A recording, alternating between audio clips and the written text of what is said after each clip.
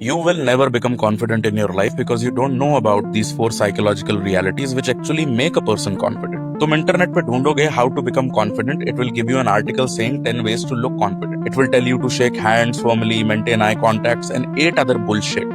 लेकिन जो तुम नहीं समझे अभी तक वो ये है कि these things are the consequence of confidence, not the cause behind it. और अगर तुमको लगता है that you can have your way out by faking confidence, let me give you a reality check. People are not that gullible.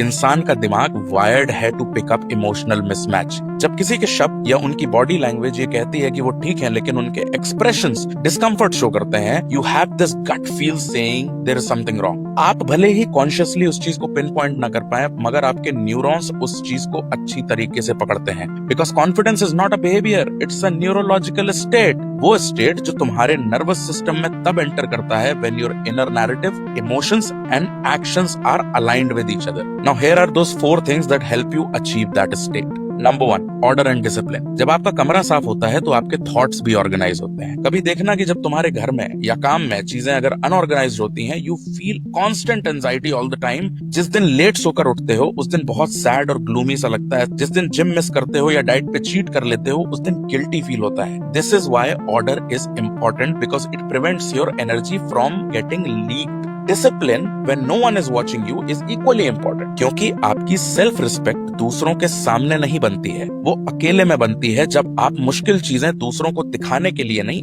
अपने लिए कर रहे हो. Second reason is believing that everything is going to be fine. You will figure it out. और ये believe आपके being का हिस्सा होना चाहिए. It should be as core as no matter what I will always be able to take care of myself. I will never become a burden on anyone. Basically you have to trust your ability to handle things when they fall apart. Now that belief is rare but it is magnetic. Third is gratitude. See, confidence without gratitude will always become arrogance. इसीलिए तुमको ये perspective होना चाहिए कि तुमको जो नसीब है उसको पाने के लिए बहुत से लोग अपना एक हाथ काट के भी शायद देने को तैयार हो जाएंगे. Fourth is you need to develop some leadership qualities. और मैं कॉर्पोरेट या मैनेजमेंट लीडरशिप की बात नहीं कर रहा हूँ. I am talking about old school tribal leadership. When people think they can depend on you, when they feel safe around you, not because you are the loudest or you can beat someone, but because you can make decisions. You can think clearly under pressure. Basically, you are the one people want around when things go wrong. अब लाख रुपए का सवाल ये है